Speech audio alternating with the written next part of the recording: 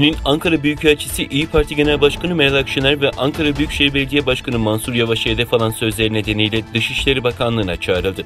Akşener ve Yavaş, 5 Nisan 1990'da yaşanan Barın katliamını eleştirerek olaylarda yaşamını yitirenleri anmıştı. Çin'in Ankara Büyükelçiliği Twitter hesabından İYİ Parti Genel Başkanı Meral Akşener ve Ankara Büyükşehir Belediye Başkanı Mansur Yavaş'ın Twitter hesaplarını etiketleyerek Çin tarafı herhangi bir kişi veya gücün Çin'in egemenliğine ve toprak bütünlüğüne herhangi bir şekilde meydan okumasına kararlılıkla karşı çıkmakta ve bunu şiddetle kınamaktadır. Çin tarafı haklı karşılık verme hakkını saklı tutmaktadır, dedi. İYİ Parti, Çin'in Ankara Büyükelçiliği'nin Twitter hesabından Genel Başkan Meral Akşener'e hedef alan tweetine yanıt verirken "Boş konuşmayı bırakın, siz önce Uygurlara yaptığınız soykırımı durdurun" paylaşımını yaptı.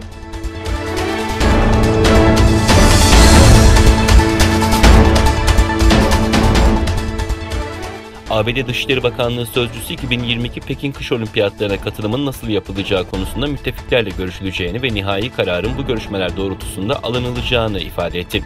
Sosyal medya üzerinden Washington'a Pekin'in insan hakları ihlalleri nedeniyle Çin'deki oyunları boykot etmesi için çağrı yapıyordu. Bir briefing veren sözcü özellikle Sincan'daki Uygurlara yapılan muameleye vurgu yaparak Washington'ın Pekin'in insan hakları konusundaki endişelerini tekrar dile getirdi. Bir gazeteci ABD'nin müttefikleriyle 2022 Kış Olimpiyatlarını boykot etmek üzerine konuşup konuşmadığını sorunca sözcü, "Kesinlikle masaya yatırmak istediğimiz bir durum. Koordineli bir yaklaşımın sadece bizim değil, müttefik ve partnerlerimizin de çıkarına olacağını düşünüyoruz" yanıtını verdi.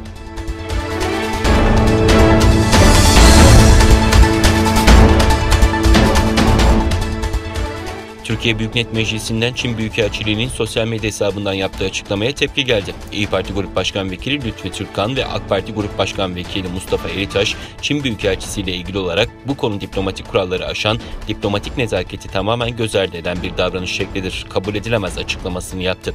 CHP Grup Başkan Vekili Engin Altay, Çin Büyükelçisi'ne haddini bilmesi gerektiğini söyleyerek, Çin Büyükelçisi Sayın Meral Akşener'e ve Ankara Büyükşehir Belediye Başkanı'na ayar veriyorsa ve Türkiye Cumhuriyeti Hükümeti Devleti o Büyükelçiyi kulağından tutup sınır dışı etmiyorsa yazıklar olsun ifadelerini kullandı.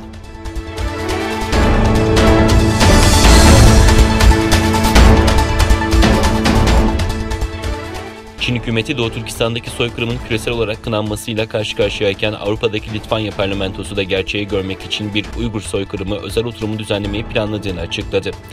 Baltic News Network'ün 6 Nisan tarihli bir haberine göre Litvanya parlamentosu Batı dünyasında Çin hükümetinin insan hakları ihlallerini kınama dalgasına ve Birleşmiş Milletler Soykırımı Önleme Sözleşmesi'ne uymasına yanıt olarak toplanacak. Litvanyalı milletvekili gazetecilerin sorularına yanıt olarak Çin hükümetinin bütün bir ulusu yok etme girişimi karşısında şok olduk, dedi. Habere göre Çin hükümeti kısa süre önce Litvanyalı milletvekilini ambargolu yabancılar listesine ekledi ve ona çok sert bir ifade gönderdi. Toplantının 22 Nisan'da gerçekleşmesi ve uluslararası uzmanlar ve kamp tanıklarının ifade vermesi bekleniyor. Litvanya Cumhuriyeti'nin Uygur meselesini Hollanda'dan sonra gündeme getiren ikinci Avrupa ülkesi olduğu bildirildi.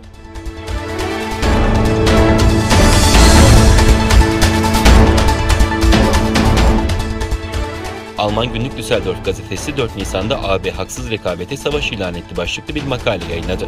Makaleye göre AB 7 gelişmiş ülkenin ABD, İngiltere, Almanya, Fransa, İtalya, Japonya ve Kanada'nın çarşamba günü toplanan G7 zirvesinin ardından Çin ile AB arasındaki haksız rekabeti sona erdirecek bir yasa tasarısını oylamaya sunacak. Tasarı geçen yıl Haziran ayında AB Ekonomik Rekabet Komisyonu Başkanı ve Sanayi Komisyon üyesi tarafından hazırlandı. Tasarı bu yılın ikinci çeyreğinde karar alınması için parlamentoya sunulacak. Tasarı Çin'in yürüttüğü haksız rekabete ve ekonomik saldırganlığa son verilmesini öneriyor.